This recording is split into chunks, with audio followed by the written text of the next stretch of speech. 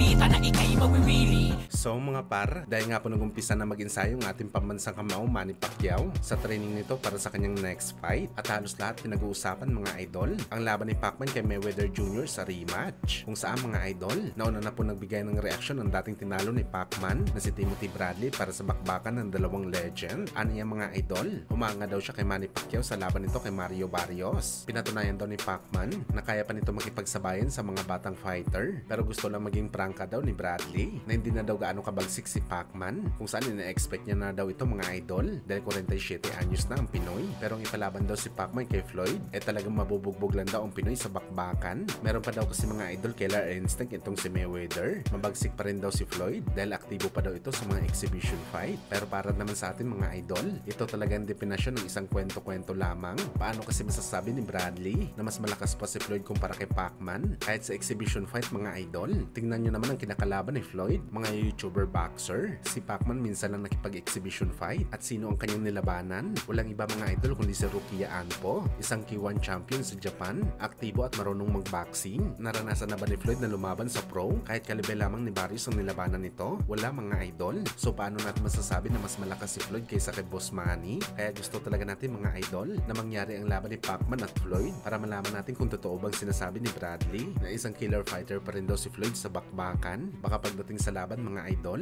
takbo yakap lamang. Kapag nanalo, tatawagin na killer fighter si Floyd.